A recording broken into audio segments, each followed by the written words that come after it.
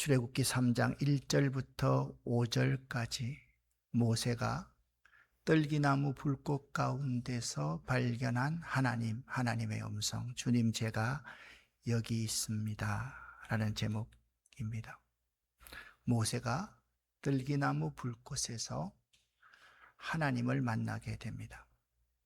선교적 교회의 핵심은 결국 보냄받은 성도 개인에게 있다는 사실을 우리는 지난 3주 동안 깊이 공감했습니다.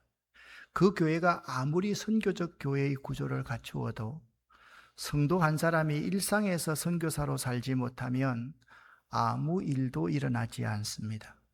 그것은 제도의 변화도 아니고요, 교회의 거창한 프로그램도 아닙니다. 우리 한 사람 한 사람이 하나님의 부르심에 정직하게 응답하며 나만의 소명을 붙잡을 수 있어야만 합니다.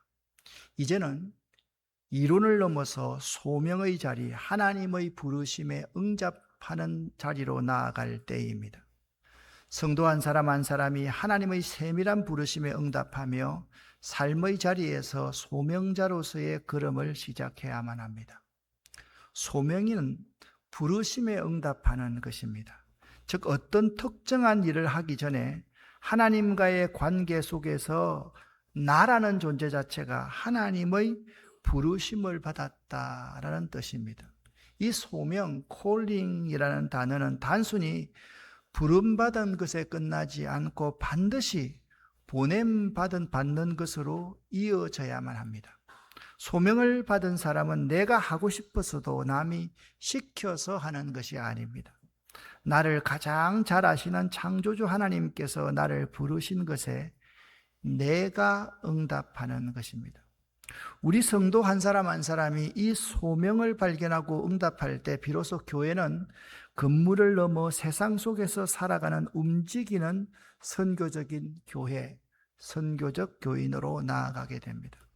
소명은 초점이 어디 있는가 하면 누가 나를 불렀는가에 초점이 있습니다. 그래서 나를 부르신 분이 누구인가에 초점 맞추어야만 합니다. 그런데 사명은 내게 무엇을 맡기셨는가에 초점을 둡니다. 즉 내가 무엇을 해야 하며 나를 그분이 어디로 보내시는가에 초점을 둡니다. 사명은요, 소명을 받은 사람이 세상 속에서 살아내야 할 행함과 임무입니다. 일상 속에서 이웃을 섬기고 생명을 살리며 공의를 행하는 구체적인 실천으로 사명은 나타납니다. 니코스 카자잔스키스의 그리스인 조르바라는 책이 있습니다. 이 그리스인 조르바의 저자 니코스 카자잔스키는 그의 자전적 소설에서 한 인간의 가슴 아픈 실수를 이렇게 고백합니다. 어느 날 그는 올리브나무 기둥에 붙어 있는 나비의 꼬치를 발견했습니다. 그 꼬치 속의 나비는 껍질을 뚫고 나오려고 필사적으로 몸부림을 치고 있었습니다. 조르바이 작가는 그 모습이 너무 안타까운 나머지 나비가 쉽게 그 꼬치 속에서 나올 수 있도록 입김을 계속해서 불어서 꼬치를 따뜻하게 해 주었습니다. 덕분에 꼬치는 금방 열렸고 나비는 기어 나왔습니다. 하지만 나비는 날개를 펴지 못한 채 파르르 떨다가 이내 죽고 말았습니다. 인간의 조급함 때문에 나비가 꼬치 속에서 스스로 몸부림치며 날개의 힘을 키워야 하는 침묵과 인내의 시간을 인간이 빼앗아 버린 것입니다. 저자는요, 평생 이 사건을 후회하면서 자연의 법칙을 거스르는 조급함은 가장 큰 제약이라고 고백을 했습니다. 모세에게 미디안 광야 40년은 바로 이 꼬치 속의 시간이었습니다.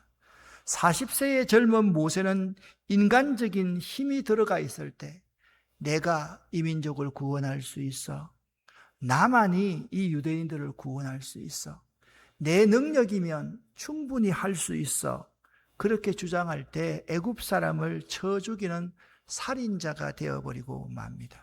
하나님께서는 그를 광야라는 누에 꼬치 속에 집어넣으시고 80세가 되어서 힘이 다 빠질 때까지 기다리고 기다리셨습니다. 광야는 모세에게 하나님께서 날개에 힘을 기르게 하는 시간이었습니다. 모세가 조급함의 신을 벗고 하나님의 때를 기다릴 때 모세는 비로소 온전히 쓰임을 받을 수 있었습니다. D.L. 무디 목사님은 모세의 생애를 40년간의 기간으로 세 단계로 구분합니다. 처음에 누군가 1세부터 40세까지는 somebody의 기간이다. 그리고 40세부터 80세까지는 nobody의 기간이다. 그리고 80세부터 120세까지 하나님의 사람으로, 하나님의 도구로 쓰임받는 기간이다 라고 구분했습니다. 1세부터 40세까지의 모세는요, 나는 이런 사람이다, I am somebody의 기간입니다. 40세부터 80세까지는 나는 아무것도 아니다, I am nobody의 기간입니다. 그리고 80세부터 120세까지의 모세의 시기는 하나님만 전적으로 의지하는 갓바디의 기간이었습니다. 좀 더 구체적으로 말씀을 드리면 1세부터 40세까지는 내가 무엇을 할 수 있다고 생각하는 I am something의 기간이었습니다. 40세부터 80세까지는 나는 아무것도 아니다, I am nothing의 기간이다 라고 볼 수가 있습니다. 80세가 되어서야 하나님은 모세를 자신의 종으로 하나님은 들어서 사용하십니다. 자, 오늘 하나님께서 우리에게 주시는 말씀, 80세가 되었을 때 하나님께서 모세에게 어떻게 나타났는가를 출애굽기 3장 1절부터 5절까지의 말씀을 여러분과 제가 함께 세번역 성경으로 읽어보겠습니다. 모세는 미디안 제사장인 그의 장인 이드로의 양떼를 치는 목자가 되었다. 그가 양떼를 몰고 광야를 지나서 하나님의 산 호렙으로 갔을 때 거기에서 주님의 천사가 뜰기 가운데서 이는 불꽃으로 그에게 나타났다.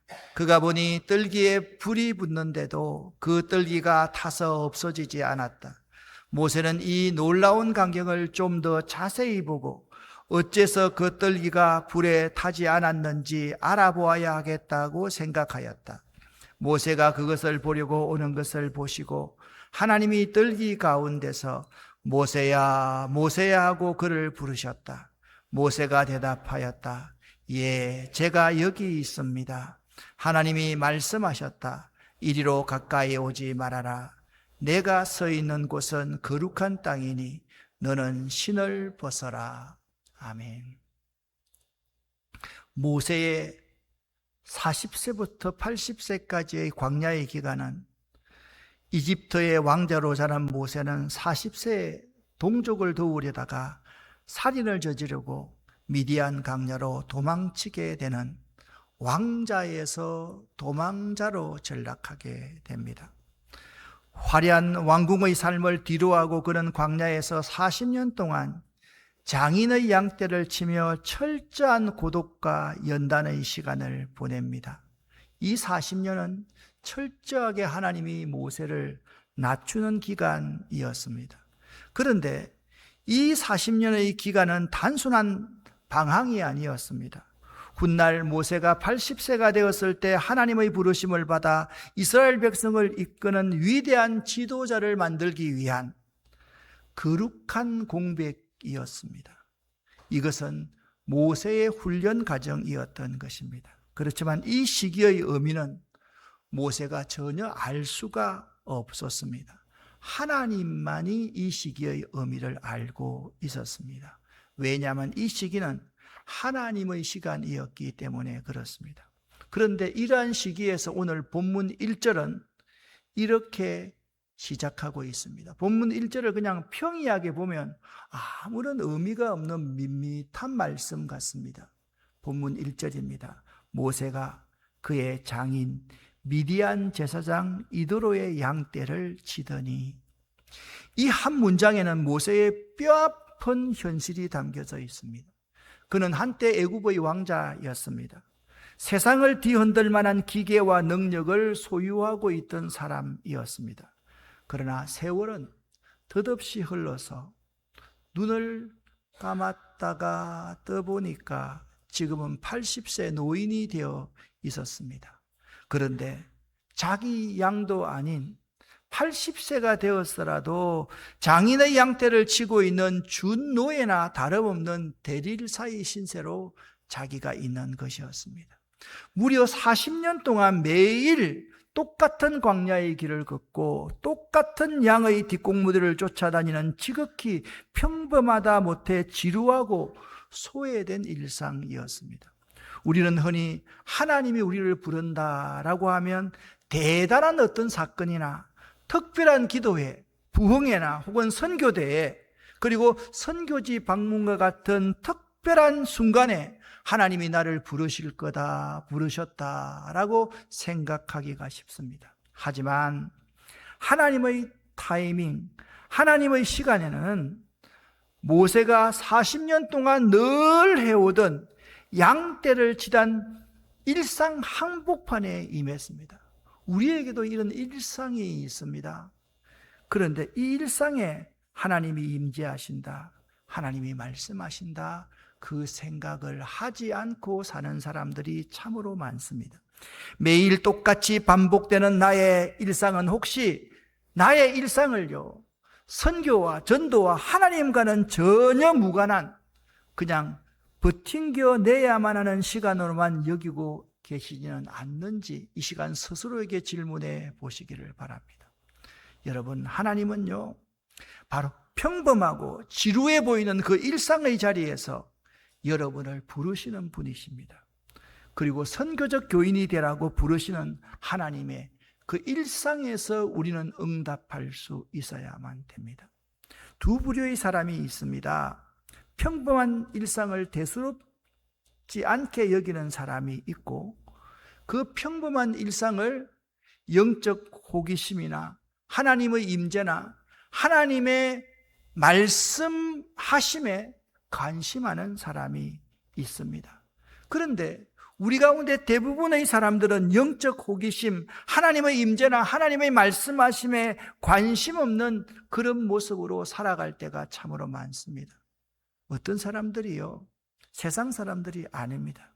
우리처럼 예수를 잘 믿는다고 자부하는 우리들이 일상생활에 영적인 촉이 없이 살아가는 사람이 많이 있다라는 것입니다. 그런데 모세는요, 다릅니다.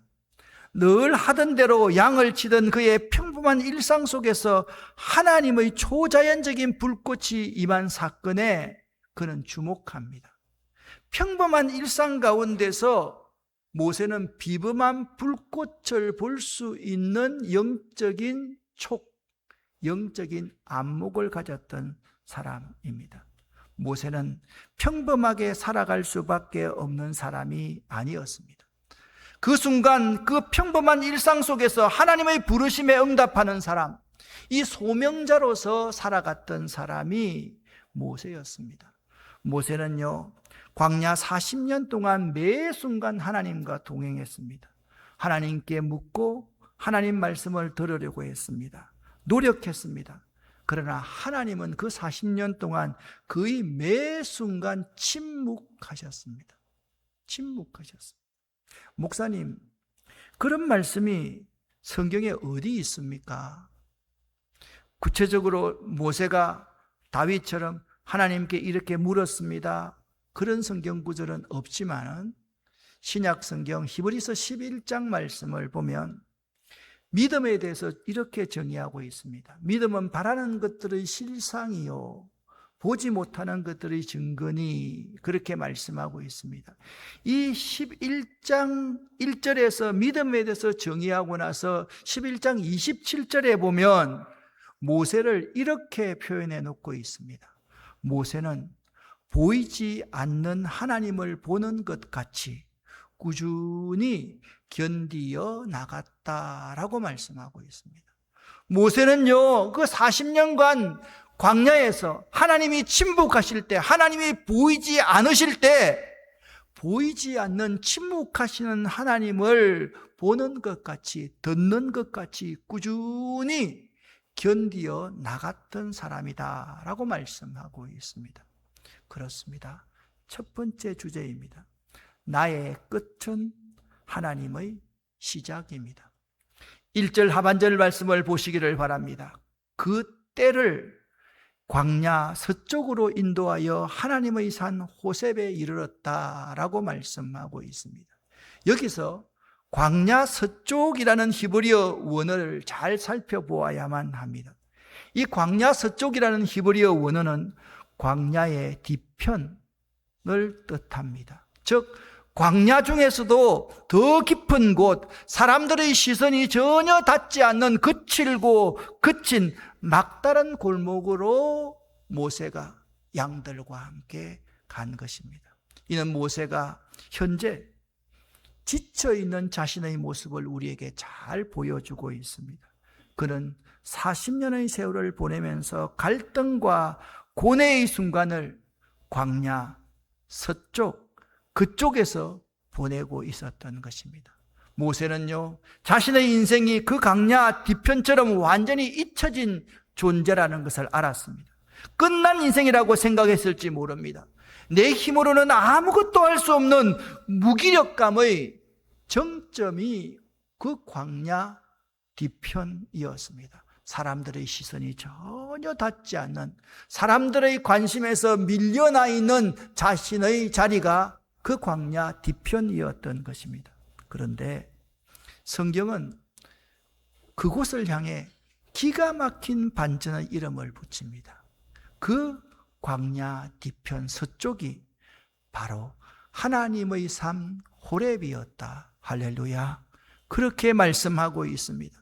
이것이 우리를 부르시는 하나님의 부르심의 비밀입니다. 내가 살아있고요, 내 힘과 내 열정이 가득하고요, 내 힘으로 무엇을 할 수 있다고 생각할 때 하나님은 그 모세를 쓰실 수가 없었습니다. 왜? 쓰면 하나님이 손해가 되니까요. 내 힘이 다 빠지고, 하나님, 저는 이제 아무것도 아닙니다. 저는 이제 아무것도 할 수 없는 자입니다라고 고백하는 그 광야 뒤편, 사람들의 시선이 다 머물지 않는 바로 그곳에서 하나님은 모세를 찾아오십니다. 그러니까 여러분, 나의 끝이 하나님의 시작일 수가 있습니다. 사랑하는 성도 여러분, 여러분 가운데 혹시 지금이 내 인생의 뒤편이다, 내가 인생의 뒤편에 서 있다라고 생각하시는 분이 혹시나 여기 계십니까? 낙심하지 마시기를 바랍니다. 바로 그 자리가 하나님의 산, 부르심의 자리, 호렙산이 될 것이기 때문입니다. 할렐루야. 두 번째입니다. 내 인생에도 모세와 같이 타고 있지만 꺼지지 않는 불꽃이 내 인생에도 존재합니다. 이 불꽃은 나의 이성과 경험으로는 도무지 이해가 안 되는 놀라운 사건입니다. 보십시오. 나무에 불이 타고 있는데 나무가 숯처럼 변하지 않는 겁니다. 없어지지 않는 겁니다. 무너지지 않는 것입니다. 바로 이 순간에 하나님은 모세를 찾아오셨습니다. 낙심한 모세에게 이런 모습으로 나타나셨습니다.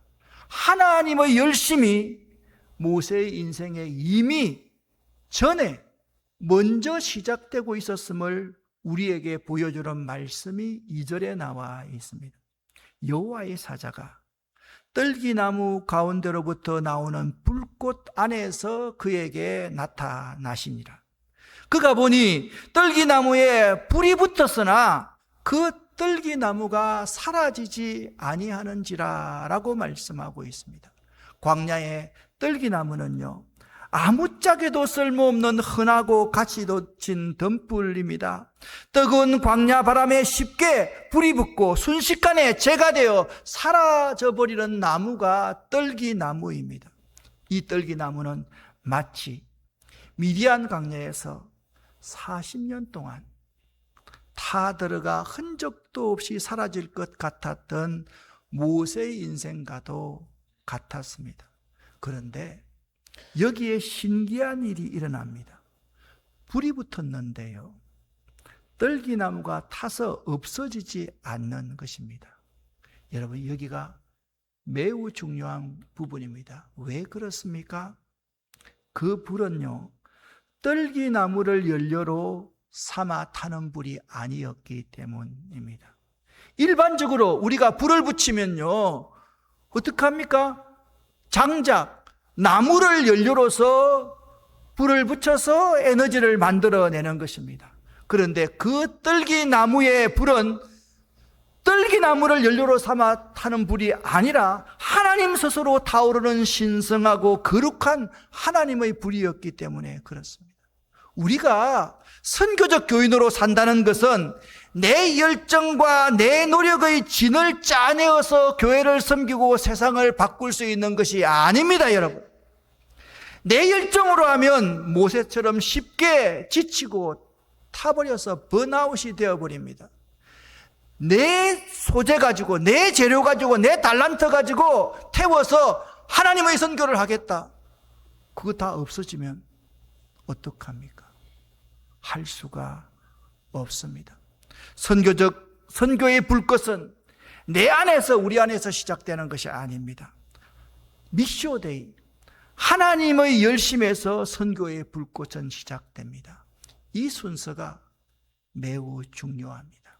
꺼지지 않는 하나님의 사랑과 열정, 하나님의 열심이 내 연약한 일상, 내 연약한 떨기나무에 임할 때 우리는 떨기나무가 나의 돈이, 내 젊음이, 그리고 나의 지식이 그 불의 연료가 아니기에 우리는 비로소 지치지 않는 꾸준하고 성실한 선교적인 삶을 살 수가 있는 것입니다.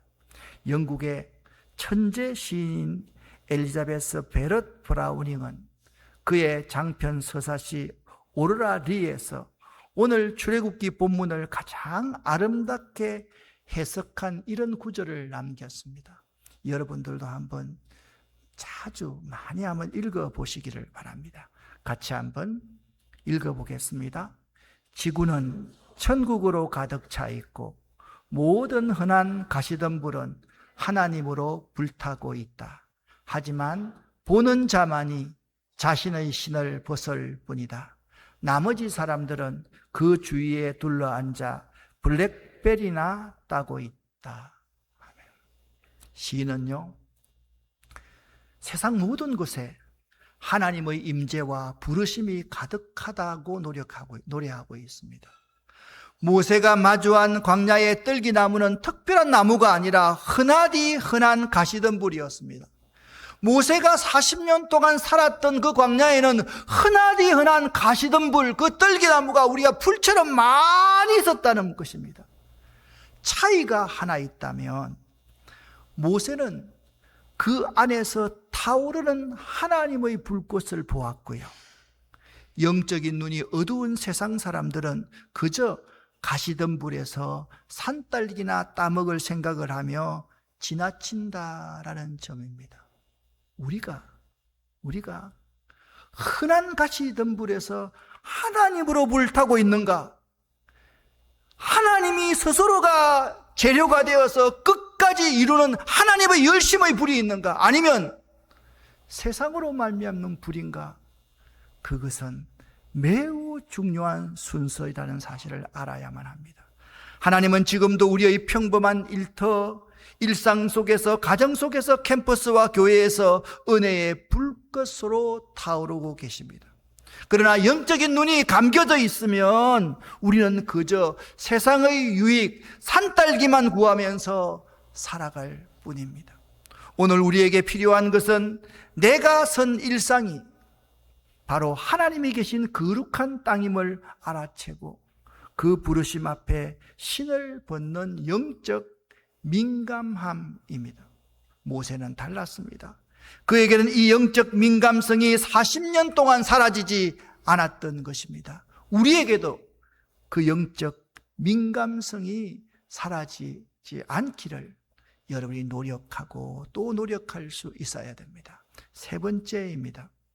하나님은요, 모세의 낮은 모습 그대로를 가치 있게 보시며 부르셨습니다.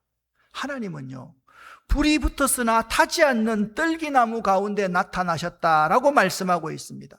광야의 떨기나무는 아무짝에도 쓸모없는 흔하고 가시 많은 등불에 불과합니다. 백양목처럼 단단하지도 않고요, 무화과처럼 열매도 없습니다. 세상은 항상 능력 있고 화려한 백향목 같은 사람을 찾고요, 무화과나무 같은 사람을 찾습니다. 그런데 하나님은 초라하고 보잘것없는 떨기나무 같은 여러분과 저를 모세처럼 택하여 부르신다는 사실을 잊지 마시기를 바랍니다. 그리고 그 보잘것없는 그 나무에, 그 보잘것없는 여러분과 저에게 하나님의 불을 붙이십니다. 그런데 이 불은 하나님 스스로가 재료를 공급하시기 때문에 결코 꺼지지 않는 불입니다. 나무가 타서 없어지고 사라지지 않는 것은 모세의 능력으로 일하는 것이 아니라, 우리의 능력으로 일하는 것이 아니라 하나님의 능력으로 일하게 하실 것임을 우리에게 보여주고 있는 것입니다.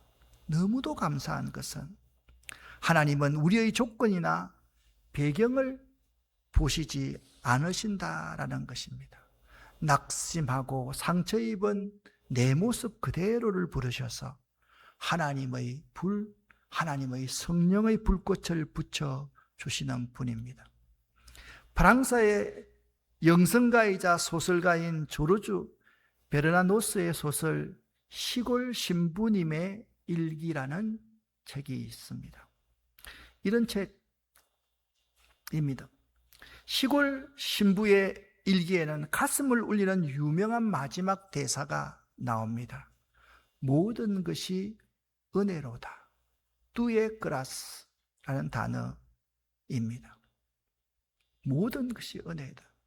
시골 신부의 일기는 프랑스 북부의 한 작은 마을로 부임한 병약하고 고독한 젊은 신부의 영적 고뇌를 일기 형식으로 그려낸 소설입니다. 이 젊은 신부는 위암을 앓고서 이제 죽을 순간만을 기다리고 있는 사람이었습니다. 육체적으로 쇠약해져가는 주인공 신부는 교구민들의 냉소와 오해 속에 깊은 고독을 느낍니다. 그러나 그는 사람들의 영혼을 구원하기 위해 하나님이 자기를 보내셨다는 사실을 잘 알기에 고군분투하며 타락한 백작 부인의 마음을 돌리고 마지막 순간까지 온전한 믿음과 희생을 실천합니다. 정말 볼품없는 작은 교구에서 오해와 질병 그리고 자신의 무능함과 싸우며 고독하게 죽어간 젊은 신부님이 남긴 한마디, 그 한마디는 오늘 본문 광야 속 떨기나무와 너무나도 닮아 있습니다. 모든 것이 은혜로다. 뚜에 그라스. 그렇습니다.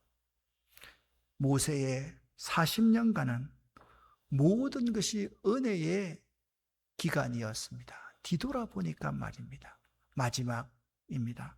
하나님은 모세의 이름을 기억하시고 모세를 인격적으로 부르십니다. 여기 떨기나무를 신기하게 바라보며 불이 타는데 나무가 없어지지 않는구나. 떨기나무 가까이로 다가오는 모세가 있었습니다. 그 모세를 향해 하나님은 인자한 목소리로 모세야, 모세야 라고 부르십니다. 하나님은 모세를 그냥 거기 있는 노인아, 아무 쓸모짝도 없는 노인아라고 부르지 않으셨습니다. 그의 이름을 정확히 2번이나 부르셨습니다. 세상은요, 모세를 잊었고 모세 스스로도 자신을 잊었을지 모르는 그 광야에서, 그 광야 서편 그 뒤쪽에서 하나님은 지난 80년 동안 단 한순간도 모세의 이름을 잊으신 적이 없었던 겁니다. 할렐루야. 이것이 하나님입니다. 하나님은 모세의 과거의 상처, 실패, 두려움 그리고 지금의 외로움을 다 알고 계셨습니다. 다 아시는 하나님께서 모세의 이름을 부르실 때 모세의 깨어진 마음이 치유되기 시작합니다. 세상의 주인이신 하나님께서 오늘 이 시간 우리들의 이름을 잘 알고 알아주고 우리의 이름을 부르십니다. 아무개야, 아무개야, 전규택 목사야, 전규택 목사야. 부르시는 하나님의 인격적인 음성에 귀를 한번 기울여 보시기를 바랍니다. 사랑하는 성도 여러분, 이제 우리는 그 부르심에 응답하는 삶을 살아갈 수 있어야만 됩니다. 하나님의 부르심에 모세는 이렇게 대답했습니다. 주님, 제가 여기 있습니다. 이 고백은 주님, 이 광야에 40년을 지내보니까 이제 보니 제 삶은 주님의 것이로군요. 이제 제 삶을 다 주님께 맡깁니다라는 절대적인 순종의 선언인 것입니다. 모세는 약했지만 그를 부르신 하나님의 능력은 강하셨기에 모세는 마침내 그 시대를 구원하는 지도자로 일어설 수 있었던 것입니다. 사랑하는 성도 여러분, 우리를 부르시는 하나님은 모세 때 살아계셨던 것처럼 지금도 살아 역사하십니다. 믿으십니까? 여러분의 평범한 일상 속에 초라해 보이는 여러분 모습 가운데 찾아오셔서 여러분의 이름을 부르시는 하나님의 음성을 꼭 들으시기를 바랍니다. 그리고 모세처럼 주님, 제가 여기 있나이다 라고 믿음으로 반응하며 응답하시는 여러분 되시기를 바랍니다. 주님의 음성에 여러분이 응답만 하신다면 전능하신 하나님께서 부족하고 연약하며 죄 많은 여러분과 저도 사용해 주실 것이다. 이 믿음을 꼭 가지시기를 예수 이름으로 간절히 축원합니다. 기도하겠습니다. 하나님 아버지여, 내 인생이 광야 저 구석에 처박혀 있는 줄 알았습니다. 그러나 하나님께서 그곳까지 찾아오셔서 저에게 모세야, 모세야 부르시는 하나님의 음성을 오늘 이 시간 듣기를 원합니다. 하나님 아버지, 저희들이 주님, 제가 바로 이곳에 있습니다. 고백하는 이 시간이 되기를 원합니다. 예수 그리스도 이름으로 축복하옵고 간절히 기도 올립니다. 아멘.